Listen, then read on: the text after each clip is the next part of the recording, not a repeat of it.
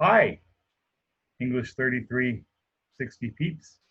I wanted to just take a minute and talk with you a little bit about this week. It's going to be week 2 in English 3360. I apologize if the quality of the video is a little bit funky. I've been having some problems with my video device, but we'll just leave it at that and go. I want to talk about Ray, and I want to talk about the assignments that are coming up. Now, Ray, the first chapter really describes the overall design of the book and really the overall design of the course, because I think you'll discover that the way Ray talks about teaching writing is very consistent with the best practices, the national standards or the NCTE standards, and the TEKS at the various different levels as well. And she gives in the first chapter a series of guiding principles, for lack of a better term, or she calls them essential characteristics. The first is choice about content. Now, doesn't mean students can write anything they want, because it's legitimate for students to learn to write stories or research papers or technical writing or directions. But those are styles or genres about writing. We've talked about genre before. These are ways that writers write and ways that readers receive information as well. But in terms of what they actually write about, students need to have choices about content. Students need to find reasons to write for themselves and find things to write about. Time for writing. And if you were there for our one-on-one workshops or our group workshops last week, you know that, and it's also there in Ray, every day a student has lunch is a day they should write. You need to write regularly at a predictable time with a predictable routine. Now, teaching is a little bit different in a writing workshop. Sometimes there will be a brief discussion. Often there'll be a brief discussion at the beginning, a point, this is what we're talking about, things like that. But then time for writing, and then students receive feedback or share their writing and receive feedback. And those are the essential elements of writing. They write, they share, they receive feedback. But the teacher's role is going to vary. They might talk to a group of students, they might listen, they might help one student with a problem. They're going to be floating around the classroom dealing with individual students or groups of students by what they need. And one of the beauties about this way of teaching is that students actually get individual attention. They get individual attention every day because students are engaged in their own writing. And it doesn't free the teacher up, but it allows the teacher to assume a different role, which is, standing up, sage on the stage, whether or not people are listening. There's going to be a lot of talking in a writing class. Your voice, other students' voices. They'll be asking you questions. They'll be asking other questions. Some will be reading, writing out loud. And if the classroom's quiet all the time, or if the only voice that is heard in a writing class is the teacher's, there's not a lot of learning going on. There will be periods of focused study. As you go throughout the year, you're going to all be focusing on one kind of writing or one unit as well. And all the activities, maybe in reading times, are going to be focused on learning that one unit as well.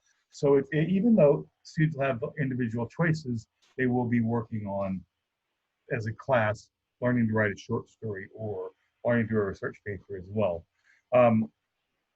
Remember, not every kind of writing, every bit of writing they do is going to become a fully developed essay that is published or things like that. And students should write acres of writing and select their best for publication. But there does need to be times in which writing is taken from the beginning notebook all the way through multiple drafts for a finished piece of writing that is possibly read even beyond the classroom, read by parents, other things as well.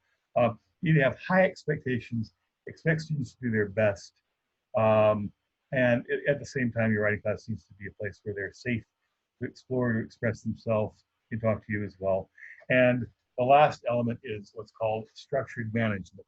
Now, a principal who doesn't know what a good language class looks like might walk by and they'll see, gosh, there's some students over here reading the other students over here writing, and there are some students talking, and some other students maybe cutting things out, and the teacher's over in the corner talking to two people, and they might not recognize that as what they think of as a classroom should look like. But it's harder to run a class that way. Remember, your goal as a teacher is to create conditions by which students can learn to write. And writing is a skill. It's not something that you can lecture at. We talked about playing the piano, talked about learning to swing a tennis racket or swing a golf club or things like that as well. They have to be, it has to be done regularly with the watchful, helpful, supportive eye of a coach or a teacher as well. And so structuring your class so that students are able to and know what to do when they're at different points in the writing process takes a lot of work. It takes a lot of management, and it's a lot more effective, but it looks different than just you talking all the time.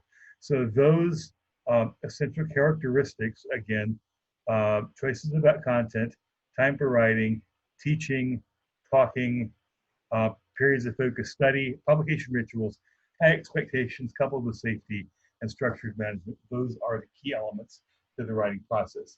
I won't go through every little bit of all the elements in Ray, but those are the things to keep in mind. She talks about time, she talks about tone, she'll talk about curriculum and some other things like that as well. But those are the main elements that you learn. So I just want to talk about that briefly, and I'll respond to you individually as I dig into your chapter points. Second, your second research report is due on Wednesday. Should have plenty of time to do it. Your draft of your short story is due on Friday. And again, this is a draft. Doesn't have to be perfect, but I just want to see what you're doing, where you're at as well. And I've also mentioned this at least to the groups that showed up to their individual one-on-one writing. But what we're doing is we're creating a portfolio of creative writing. We're going to try some fiction. We're going to try some poetry.